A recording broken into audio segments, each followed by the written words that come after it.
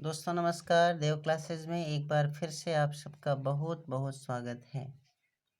दोस्तों हम लोग जैसा कि पॉलिटिक्स को पढ़ रहे थे तो उसमें एक टॉपिक हमें पढ़ना है भारत का संवैधानिक विकास। दोस्तों अगर देखें तो यह टॉपिक हम लोगों का हिस्ट्री से भी रिलेटेड है। ठीक है, थोड़ा सा गूढ़ और बहुत ही रहस्यमयी चैप्टर है, इसलिए हमें ध्यान से इसे पढ़ना है और अच्छी तरह इसी से हमारा संविधान की क्या होती है शुरुआत। और इसके बाद अगर आप ध्यान से देखेंगे तो प्लेलिस्ट में जाके सभी वीडियोस को बड़े आसानी से देख सकते हैं, पॉलिटिक्स की अच्छी तैयारी कर सकते हैं।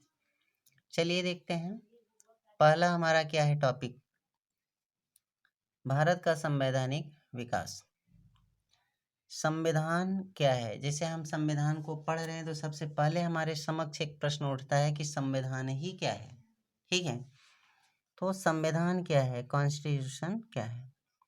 वह वैधानिक दस्तावेज जो उस देश के जनता के विश्वास व उसकी आकांक्षाओं को प्रतिबिंबित करती है, संविधान कहलाती है। एक ऐसा वैधानिक दस्तावेज जो उस देश की जनता के विश्वास व उसकी आकांक्षाओं को प्रतिबिंबित करता है, क्या कहलाता है? संविधान। भारत के संवैधानिक विकास को हम कितने भागों में बांट सकते हैं? दोस्तों अगर हम जैसे कि हमारे देश का संविधान कैसे बना इस बात को समझें तो हम क्या करेंगे, भारत के संवैधानिक विकास को दो भागों में बांट देंगे। पहला क्या होगा, ईस्ट इंडिया कंपनी के शासन के अंतर्गत, और दूसरा क्या होगा, ब्रिटिश क्राउन के अंतर्गत। ठीक है, तो देखिए क्या कह रहे हैं। भारतीय संविधान के निर्माण की पृष्ठभूमि ब्रिटिश काल में ही पड़ चुकी थी, परंतु इसके क्रमिक विकास की गति क्या है, बहुत ही धीमी थी। मतलब हमारा जो संविधान का विकास हो रहा था वो बहुत धीरे धीरे हो रहा था। भारत के संवैधानिक विकास को हम दो भागों में विभक्त कर सकते हैं, ब्रिटिश ईस्ट इंडिया कंपनी के अंतर्गत और ब्रिटेन की सरकार के शासन के अंतर्गत। ठीक है, चलिए देखते हैं एक सूक्ष्म दृष्टि में, एक ही दृष्टि में कि भारत के संवैधानिक विकास कैसे हुए। पहला क्या है, ब्रिटिश ईस्ट इंडिया कंपनी के अंतर्गत क्या क्या हुआ। सबसे पहले आया रेगुलेटिंग एक्ट, फिर आया पिट्स इंडिया एक्ट 1784। हालांकि बीच में उसमें एक आता है 1781 का एक्ट ऑफ सेटलमेंट, लेकिन जो महत्वपूर्ण बातें हैं मैंने बस वही लिखा है। Charter act 1793, charter act 1813, charter act 1833 और चार्टर एक्ट 1853।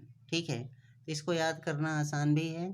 1773, 1784, फिर 1793, फिर 20 साल बाद 1813, फिर 20 साल बाद 1833, फिर 20 साल बाद 1853। ठीक है, ब्रिटिश क्राउन के अंतर्गत क्या होता है, तो दोस्तों एक ऐसा समय आता है जब 1857 ईस्वी की क्या हो जाती है, क्रांति।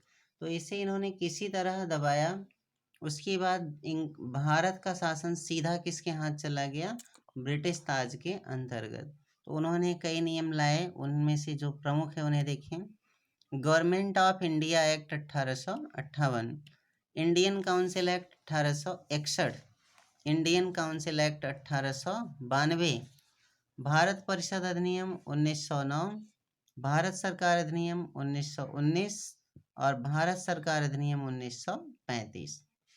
इसके बाद हमारा क्या आता है, अगस्त प्रस्ताव आता है 1940 में, क्रिप्स प्रस्ताव आता है 1942 में, कैबिनेट मिशन 1946 में और माउंट बेटन योजना 1947 में। ठीक है,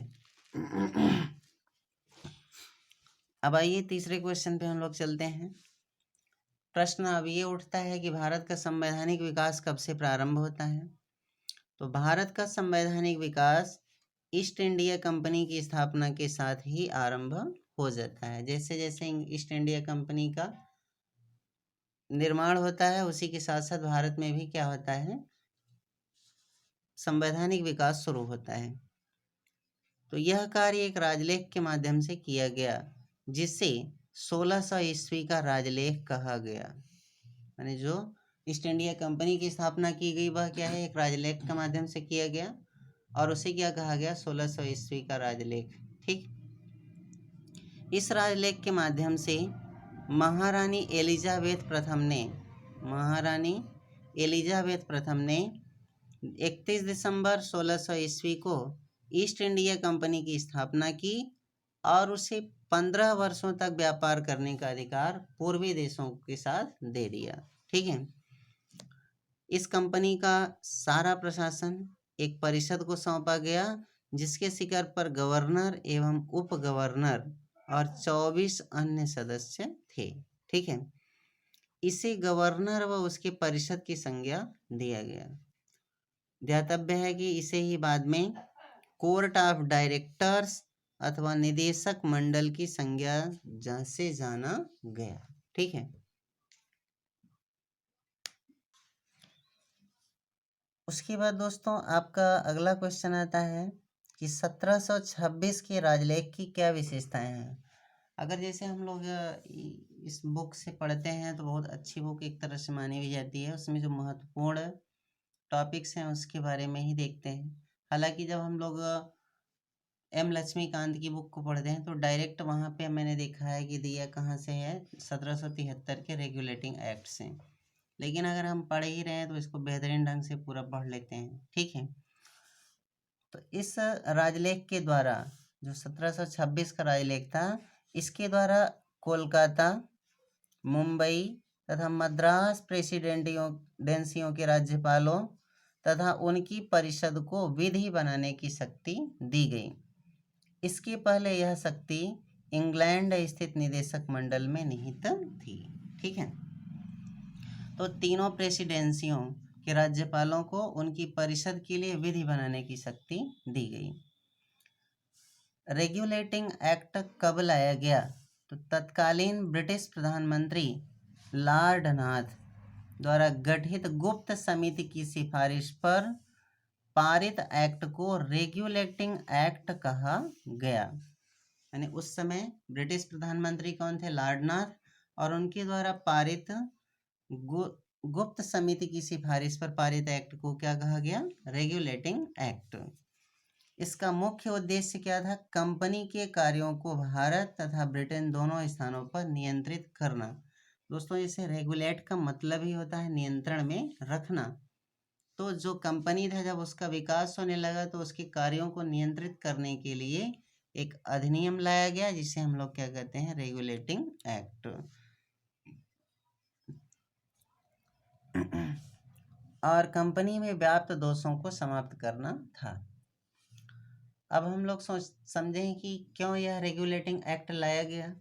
तो रेगुलेटिंग एक्ट की प्रमुख बातें या विशेषताएं क्या थी, तो पहला पॉइंट है इसमें, इस एक्ट के तहत निदेशक मंडल की कार्यावधि 1 वर्ष के स्थान पर 4 वर्ष कर दिया गया। साथ ही यह भी उपबंधित किया गया कि कोर्ट ऑफ डायरेक्टर्स की कुल सदस्य संख्या का 1/4 सदस्य प्रतिवर्ष अवकाश ग्रहण करेंगे।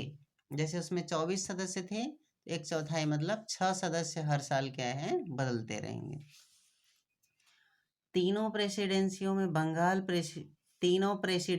को बंगाल प्रेसिडेंसी के अधीन कर दिया गया। कौन कौन सी, मद्रास, बम्बई और बंगाल थी। और बंगाल के गवर्नर को तीनों प्रेसिडेंसियों का गवर्नर जनरल बना दिया गया। वारेन हेस्टिंग्स को प्रथम गवर्नर जनरल नियुक्त किया गया। और अगला पॉइंट क्या है, इस अधिनियम के तहत 1774 में कलकत्ता में एक सर्वोच्च न्यायालय की स्थापना की गई। ये पॉइंट भी बहुत ही महत्वपूर्ण है। सर एलिजा इम्पे को इसका मुख्य न्यायाधीश बनाया गया। 3 अन्य सदस्य चेम्बर्स, लिमेंस्टर व हाइड को भी न्यायाधीश बनाया गया। यह क्या है, एक अभिलेख न्यायालय था। अभिलेख का मतलब होता है दोस्तों लिखित न्यायालय होना, कि उसके आदेश जो है आगे भी उसी आधार पर दिए जाएंगे निर्णय।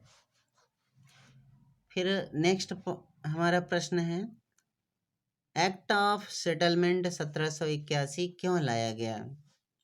तो रेगुलेटिंग एक्ट 1773 में अंतर्निहित गंभीर व्यवहारिक दोषों को दूर करने के लिए ब्रिटिश संसद की प्रवर समिति के अध्यक्ष एडमंड बर्क के सुझाव पर इस एक्ट का प्रावधान किया गया। जैसे कि जब रेगुलेटिंग एक्ट आया तो कंपनी का विस्तार होने लगा, लेकिन निश्चित रूप से क्या होता है कि उसमें बहुत सी बुराइयां भी छिपी थी। तो उन दोषों को दूर करने के लिए एक्ट ऑफ सेटलमेंट 1781 लाया गया। इसे संशोधनात्मक अधिनियम या बंगाल जुडिकेचर एक्ट 1781 की संज्ञा से जाना गया। ठीक, अब इसमें देखें कि इसकी प्रमुख बातें क्या थी। तो एक्ट ऑफ सेटलमेंट 1781 की प्रमुख बातें क्या थी।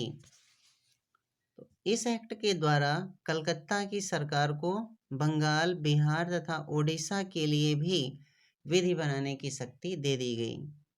अब कलकत्ता की सरकार को विधि बनाने के लिए दो स्रोत हो गए। पहला रेगुलेटिंग एक्ट के अधीन और दूसरा एक्ट ऑफ सेटलमेंट के अधीन बंगाल, बिहार और ओडिशा की दीवानी प्रदेशों के लिए।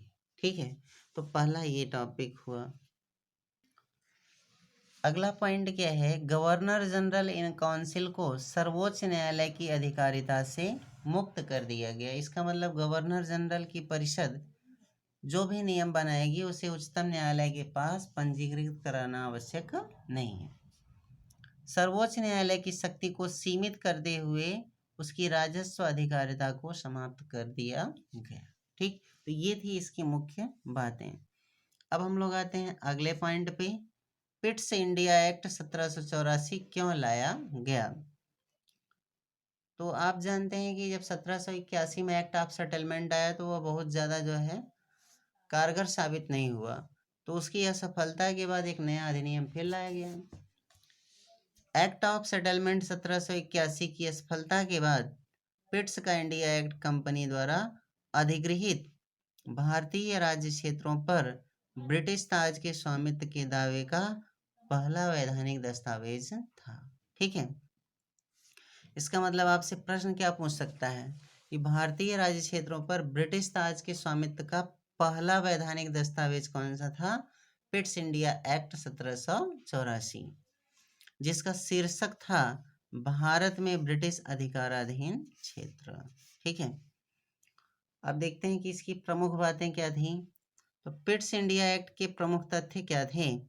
तो इस एक्ट के माध्यम से कंपनी के व्यापारिक एवं राजनीतिक क्रियाकलापों को अलग कर दिया गया। मतलब इसमें क्या किया गया कि व्यापारिक कार्य अलग होंगे और राजनीतिक कार्य अलग होंगे। व्यापारिक क्रियाकलापों को कंपनी के निदेशकों के हाथों में यथावत रखा गया, जबकि राजनीतिक क्रियाकलापों का नियंत्रण अलग कर दिया गया। भारत में नियुक्त अंग्रेज अधिकारियों के अवैध कार्यों पर मुकदमा चलाने हेतु इंग्लैंड में एक कोर्ट की स्थापना की गई। ठीक, इस एक्ट द्वारा कंपनी के कर्मचारियों को उपहार लेने पर प्रतिबंध लगा दिया गया। तो ये तीन बातें प्रमुख थी पिट्स इंडिया एक्ट के द्वारा। आज के लिए बस इतना ही दोस्तों, फिर हम लोग कल मिलते हैं और इसके 2 वीडियो बनेंगे और तब हम लोगों का ये समाप्त होगा। उसके बाद हम लोग चौथे में क्या करेंगे, सभी जो है हम लोग प्रश्नोत्तर सीरीज को हल करेंगे। ठीक है, नमस्कार, धन्यवाद।